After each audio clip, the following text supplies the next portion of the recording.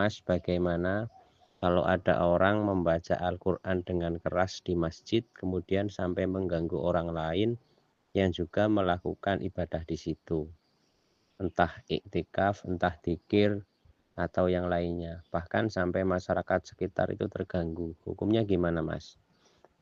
Maka jawabannya ada di kitab Buhyatul Mustarsyidin yang pertama. Langsung saya bacakan. Bismillahirrahmanirrahim. La yukrohu fil masjidi al-jahru bidzikri bi anwa'ihi. Tidak dimakruhkan di masjid mengeraskan suara ketika berzikir dengan sejenisnya.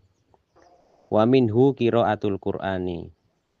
Dan juga tidak dimakruhkan membaca Al-Qur'an dengan keras, kecuali illa insawwasa ala musallin au adana iman, kecuali apabila mengganggu terhadap orang yang sholat atau menyakiti orang yang tidur.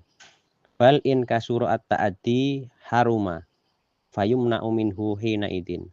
Bahkan apabila lebih banyak menyakiti orang lain, bagi orang lain yang sedang tidur, maka diharamkan. Dan ketika itu berarti fayumna'u minhu hina idin, berarti dilarang melakukan baca Al-Quran yang sampai mengganggu orang lain. Kemudian bukan hanya itu, juga di sini ada keterangan yang lain yang perlu difahami. Ibarat masih di kitab Buhyatul Mustarsyidin. Faidatun jama'atun yaqra'unal Qur'ana fil masjidi jahron.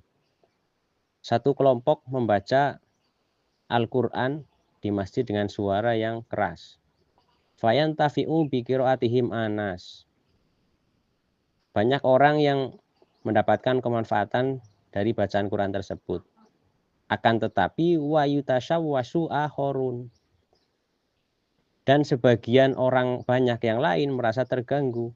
Fa in kanat al maslahatu aksar, maka apabila kemaslahatan itu lebih banyak minal mafsadati daripada kerusakan, fal qiraatu afdol, maka membaca Al-Qur'an dengan suara yang keras itu lebih utama. Tapi wa in kanat bil aksi, ya, wa in kanat bil aksi, dan apabila sebaliknya justru lebih banyak mafsadah daripada maslahah, maka kurihat, maka dimakruhkan.